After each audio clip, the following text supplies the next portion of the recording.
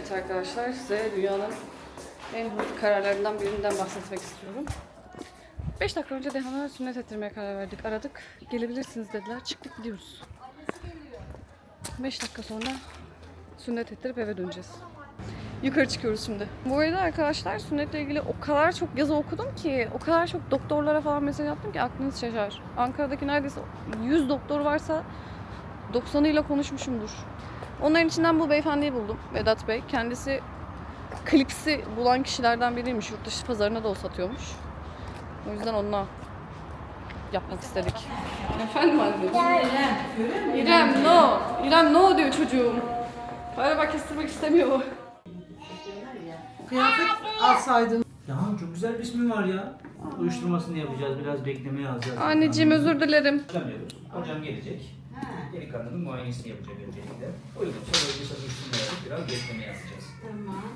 Beklerken besleyebilirsiniz hanımefendi, uyutabilirsiniz serbest. Arkadaşlarımız da sizleri sünnet sonrasıyla ilgili ilgilenecek. Yok bir şey şöyle yatıracağım seni. Yok tamam. Gezine bakalım, gezine. Tamam. Hiç yabancı görmedi. Ama ya gitsin. Efendim, sünnetten sonra yanlara çıkan çıkıcı bezler var ya, onları kullanmak daha pratik oluyor bezler. Evde bir yerlere düşüyor kalkıyor. Dikişli diye gittik. Son dakika klipste ameliyat yaptık. Anne. Annesi siz Kore'den geliyorsunuz değil mi? Çok Kore'den. Efendim, yan tarafta nöbet bakım odamız var. Orayı da Alabilirsiniz. Hoş. Tamam.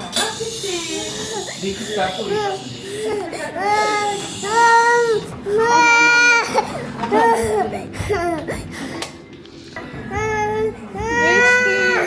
Geçti anneciğim.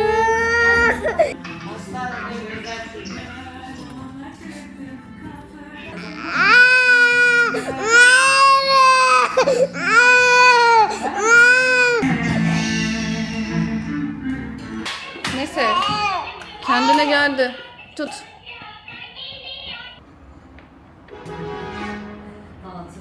Bu da böyle bir anıydı.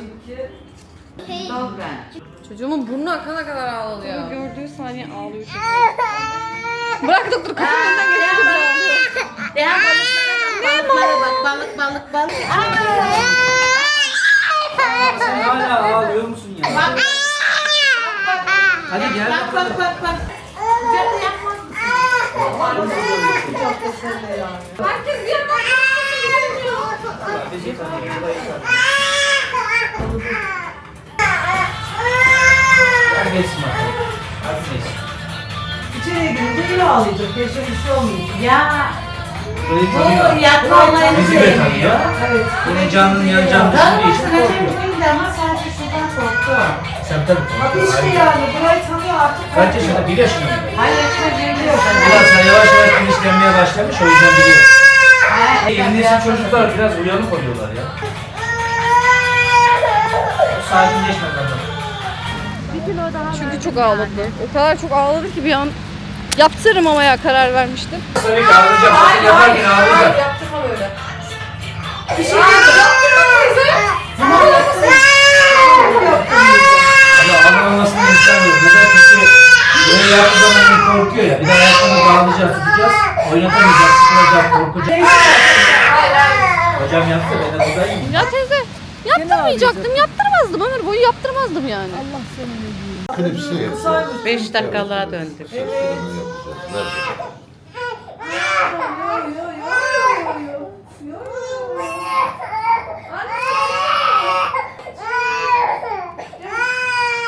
Nerede? Almamıza gerek yok.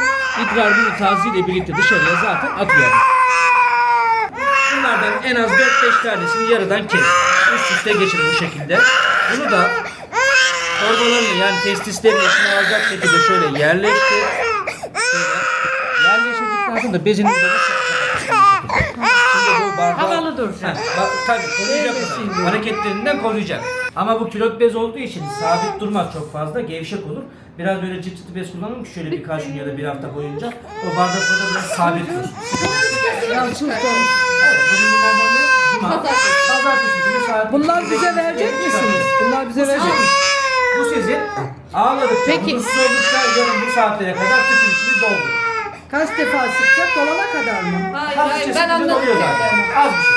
Peki bir şey daha sormak istiyorum. Bunun acısı böyle şey olur mu?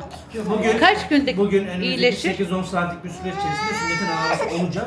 Ondan sonra rahatlayacak zaten. Kaç gün sürer acısı? Aparatı 3 gün sonra alacağız. Bugün ağrısı olur, ondan sonra geçer. İkinci, üçüncü gün rahat geçirir. Aparat Kontrol üç çıktıktan gün sonra sonra mı gelecek? kontrol Evet, 3 gün evet, sonra. evet. Beynim Aparat aklı çıktıktan tek sonra da tek yara kabuklarının dökülme süreci Tamam. olacak. O da 1-2 hafta. Tamam, annesi Yani o gün öğrenmiş geldiğinizde yine ben sizi bilgilendireceğim. Tamam. Tamam. Gayet iyi görünüyor bence şu an. Allah'ım ya. Sanki benim tüpüm gitti. Ne kadar rahatsın.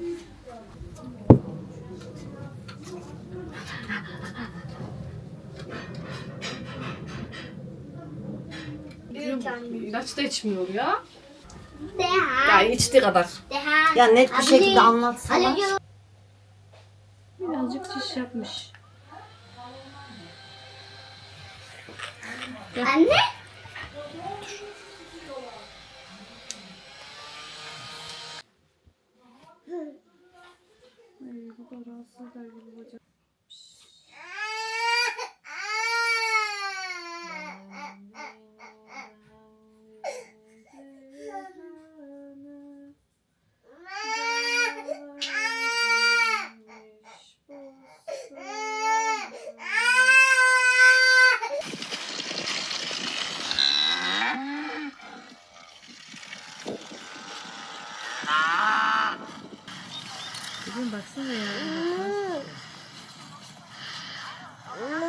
Mö.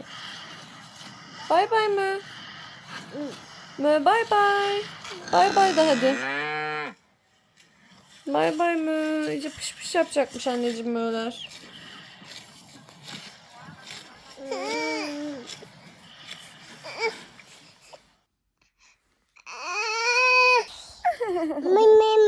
Miyav miyav. Ne diyor kedi? Miyav miyav. Mimi. Çay kediler anneciğim. Evet, sünnetten sonraki ilk sabah. Gece bir kere uyandı. Birazcık. Saat 12 gibi herhalde artık ağrısı başladı. Ondan sonra hani çişi vardı sanırım o sıralar. Ondan sonra şimdi sabah uyandığında bir kere ufak bir ağladı. Kedilere bakıyoruz. Gayet sağlam duruyor. Ayaklarını falan şey yapmıyor. Neyse Allah'tan basit atlatıyor diğerlerine göre sanırım. Damsa.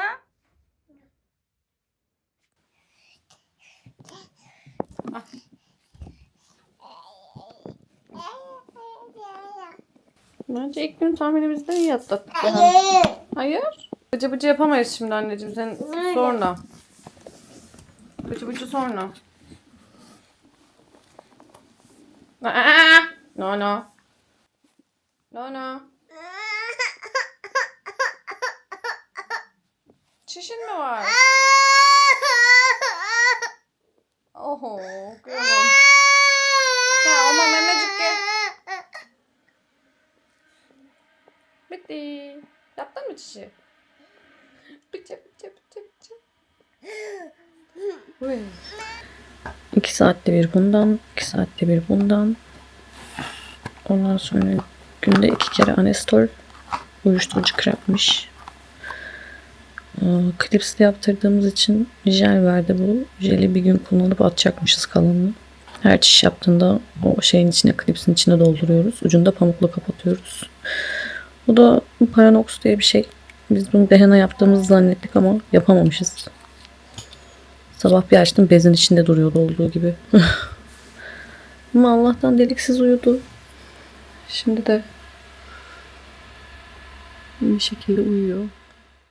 Bu arada bize bu çıt çıtlı bez zaten önerdi ama bu daha zor benim için. Gerçekten.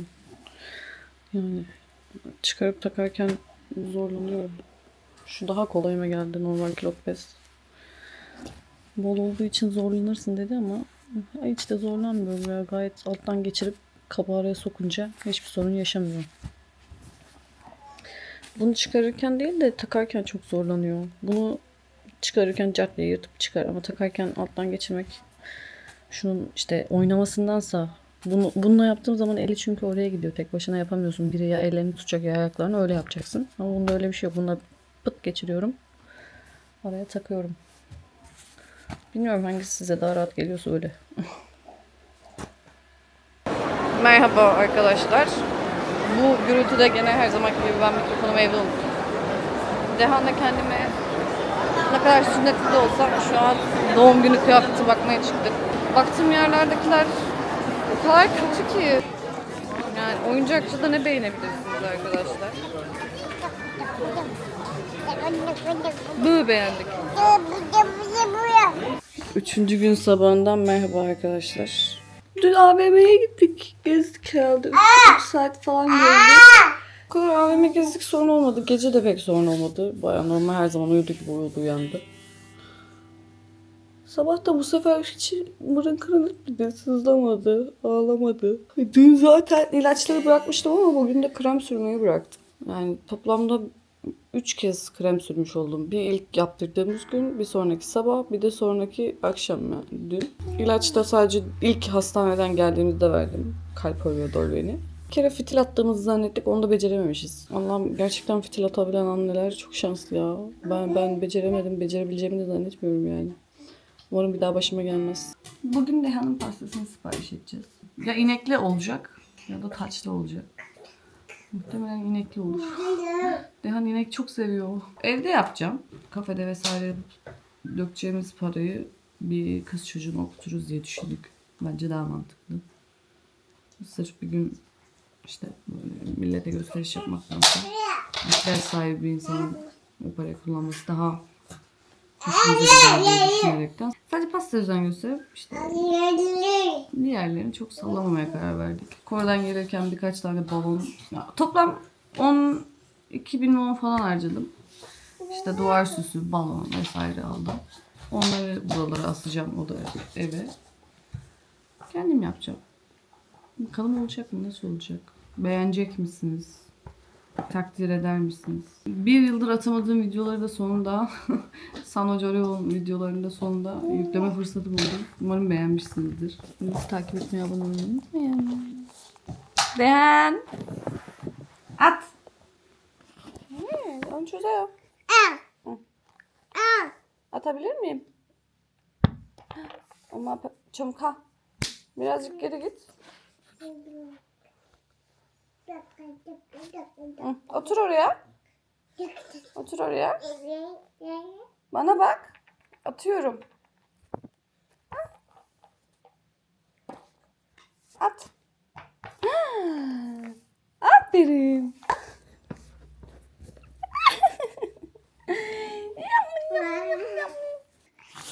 Hadi.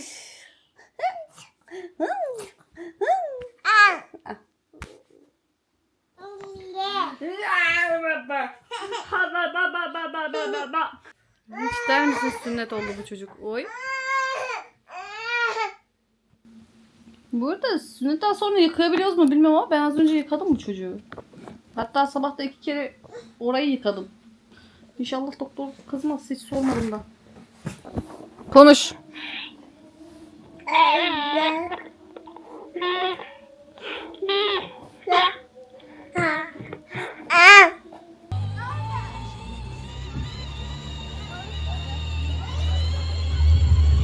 Tamam mı Dehan?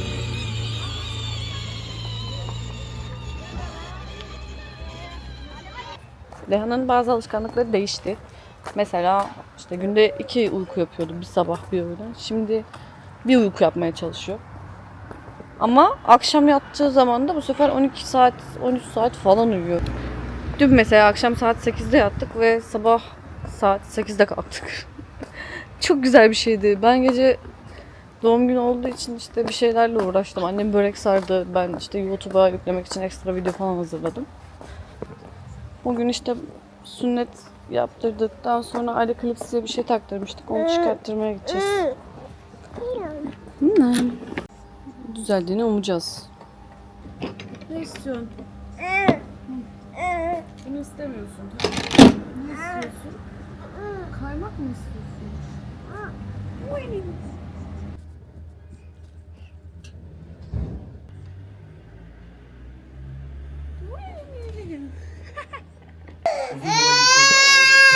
bir şey yapmayacaklar. Dehan var ya odanın kapısına yaklaştırmaz bizi şimdi.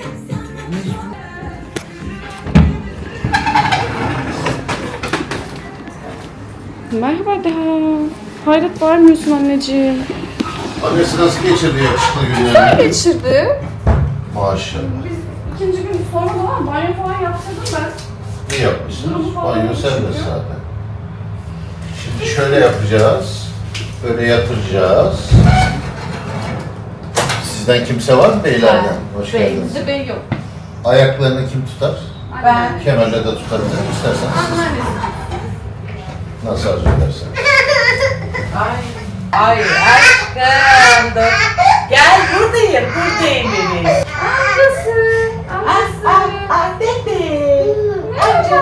Ona şeker vereyim ben. Şekeri anlar mı acaba? İçemedi. Şeker vermedim. Belki Belki renkli hoşuna ben gider. Allah'ım. Onu almayın abla şuraya. Anneciğim bak. Yap yap. Ama çukar. Açık vereyim mi? Tadına bak ya. Ha, annesi aranız açtı maşallah. Bunu da ben yiyeyim bari. Ne o? Bir tadına bak hadi. Bir tadına bak. Bir tadına bak. O poşetle elinde oynardı bu. Bir tadına bak. Böyle. Yapacağım bir şey annem otur. Al bebeğim. Ha, şöyle yapalım. Biraz aşağı alalım. Ay. Annesi ellerine ben size emanetim. Anneannesi gider misin? Sen hayat. Geçmiş olsun. Bir de krem süreyi. Sizce 1 yaşından önce sünnet edilir mi edilmez mi? Yapılan bilimsel çalışmalarda 2 yaşından önceki dönemde çocukların geçmişi hatırlamadıkları tespit edilmiş. Mesela siz kaç yaşınızı hatırlıyorsunuz? Ben en fazla 4. O yüzden psikolojik etkilenme olmuyor. Yani sizin çocuğunuzdaki ve ya küçük yaş grubunda psikolojik etkilenme olmuyor. Tıbbi olarak 2 yaşından önceki dönemde sünnet tavsiye ediyoruz. Ama ideal ne zaman diye sorarsanız ideal dönem genellikle 20 günde 60 gün arasındadır. İslam aleminde genellikle sünnetler özellikle Arap ülkelerinde 7 günlükken yapılıyor. Bu peygamberimizin torunlarını 7 günlük sünnet ettirdiğinin bir duyumu. Ama şu andaki mevcut tıp imkanlarıyla şunu öğrendik. Tabii uyuşturma işlemi yapıyoruz. 7 günlük çocuk da hissediyor. 1 yaşında çocuk da hissediyor. Lokal anestezik ilaçların yani uyuşturucu ilaçlar karaciğer tarafından yıkılan ilaçlar. Dolayısıyla karaciğerin gelişmesi, çocuğun dış ortama adapte olması 20 gün civarında sürüyor. Halk arasında 40'ı çıkmak diye bir kelime var, bir deyim var. Bu gerçekten bin yıllardan beri insanların gözlemlemiş oldukları, bilimsel olarak ispat edemedikleri ama gerçekten gözlemlemiş oldukları bir durum. Gerçekten de 40 günden sonraki dönemde çocuklar tam anlamıyla dış ortama adapte olmuş oluyorlar. Dolayısıyla ideal zaman bize ne diye sorulduğu zaman 20 günde 60 günlük dönemi arasında ideal zaman olarak sınıflandırıyoruz. Bu dönemin içerisinde çocukların kasık bölgesindeki yağ miktarı da az oluyor. Dolayısıyla daha doğru sünnetler yapılabiliyor. Çocuk büyüdükçe kasık bölgesindeki yağ miktarında bir artış meydana geliyor. Burada doktorun tecrübesi gündeme geliyor. Doktorlar tecrübelendikleri zaman ancak bu tür sünnetleri yapabilirler. Çünkü bırakılacak derinin ve alınacak derinin uzunluğunu çocuk kilo aldığı zaman, kasık bölgesi yağlandığı zaman uzunluğu tespit etmek tamamen doktorun tecrübesiyle alakalı. Dikişli sünnet arasındaki fark nedir? Efendim şöyle, ben bütün sünnet sistemlerini yaklaşık 30 seneden beri yapıyorum. Dikişli sünnet ve dikişsiz sünnet arasında genel olarak verdiğim örnek şu: BMW arabası ve Mercedes arabası olarak bunu sınıflandırıyorum ben. İkisi de güzel araba, ikisi de kaliteli araba. Ama Mercedes kullananlar şunu söylüyorlar genellikle. Diyorlar ki işte yağını suyuna koyuyoruz, yolumuza devam ediyoruz. Ben BMW kullanıyorum kendi adıma. Serviste pek çıkmıyorum. Dolayısıyla ben klipsli sünnetin Mercedes olduğunu düşünüyorum. Daha konforlu. Siz mesela çocuğunuzu sünnet ettirdiniz. Dikişli sünnet yaptırmış olsaydınız 2-3 gün kadar çocuğun pipisine su temas etmemesi gerekiyordu. Bebeklerde biliyorsunuz alt yıkama olayı var kaka olduğu zaman. Ben sürekli yıkıyorum. Evet, klipsi sünnetlerde su serbest, sudan hiç çekinmiyoruz, korkmuyoruz. Dikişli sünnetlerde dikişleri yumuşatıp açılmasına neden olacağı için dikişli sünnetlerde dikişlerin arasında yaralar, yara bölgeleri, kesim alanları var. Buralardan mikrop girmesi gibi bir durumla karşı karşıya kalınıyor. Klipsi sünnette açık bir yara yok. Dolayısıyla dış ortam ne kadar kirli olursa olsun sünnet bundan etkilenmiyor. O nedenle yapılan bilimsel araştırmalarda klipsli sünnette enfeksiyon riskinin dikişli sünnete göre çok daha az olduğu tespit edilmiş. Klipsli sünnetin avantajlarından bir tanesi hareket avantajıdır. Evet, çok Klipsli hareketli sünnette bizimki. hareketli çocuklar için özellikle ben tavsiye ediyorum. Klipsli sünnette çocuk hoplasa zıplasa da herhangi bir problemle Hoplayıp karşılaşmıyoruz. Ama maşallah dikişli sünnetlerde çocuklar hareket ettikleri zaman kan basıncı artıp ucu normalde sünnet esnasında kanamayan küçük kılcal damarlarda kanama meydana gelmesi durumuyla karşı karşıya kalabiliyoruz. Dikişli sünnetin kanama riski klipsli sünnetten daha fazla. Bir de estetik tarafı var.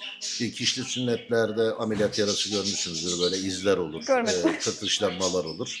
Yaşayanlar Ama veya şeyi çok vücudunda duydum. olanlar Mesela bilir. alt tarafta ip kaldı. Orada çok ufak bir iz var. Çok rahatsız ediyor beni diyen insanlar da çok ufak. Maalesef bunlar dikişli sünnette karşımıza çıkan durumlar. Bu sünneti ben de yapsam, Amerika'daki profesör de yapsa, Güney Kore'de de yapmışlar. benim hocam da yapsa, Güney Kore'de de yaptırsanız bu öngörülemez bir durum. Yani doktorun da arzu etmediği bir durum. Öngörülemez bir durum olduğu için yani kime denk geleceğini bilmiyoruz açıkçası. Evet. Mümkün olduğu kadar dikişleri ince geçmemize rağmen bazen insan vücudu dikişleri eritemeyebiliyor. Dolayısıyla dikiş izleri kalıyor, dikiş tünelleri kalıyor. Biz buna dikiş yolu diyoruz. Dikiş atılan yerde bir ömür boyu kalıcı delikler meydana gelebiliyor. Estetik anlamda da klipsli sünnetin en önemli avantajlarından bir tanesi de bu. Son olarak da şunu sormak istiyorum. Peki kaç günde bir düzelme? Şimdi efendim Oluyor. tıbbi kitaplarımızda sünnetin iyileşmesi ortalama 20 gün olarak kabul edilir. Bu neden etkileniyor? Çocuğun yaşıyla alakalı. Çocuk ne kadar küçükse vücuttaki yara iyileştirme kapasitesi o kadar daha iyi oluyor. Mesela yeni doğmuş bir çocuk hemen 3-4 gün içerisinde iyileşebiliyor. Yaş biraz daha ilerledikçe büyüklüğü etkiliyor. Kestiğimiz alan çünkü yeni doğanda küçükken çocuk büyüdükçe çapı daha genişliyor. Dolayısıyla iyileşme süresi biraz daha fazla oluyor. Aynı zamanda pipinin sertleşme durumu da sünnet yarasının iyileşmesini etkileyen faktörlerden bir tanesidir. Pipi sertleşmeye başladığı zaman sertleşmeler dikişleri gerer. Yara iyileşmesinde yavaşlamalara neden olabilir. Hatta bazen dikişlerde açılmalara falan da neden olabilir. O yüzden biz her zaman küçük sünnet diyoruz. Küçük yaşlardaki sünnet her zaman daha iyidir. Benim tavsiye ettiğim zaman da genel olarak dediğim gibi ilk 3 aylık dönem içerisinde ailelerin yaptırmalarını genel olarak tavsiye ediyorum. Tamamdır. Teşekkür ederim. Ben teşekkür ederim. Sağ olun. Ayaklarınıza sağlık.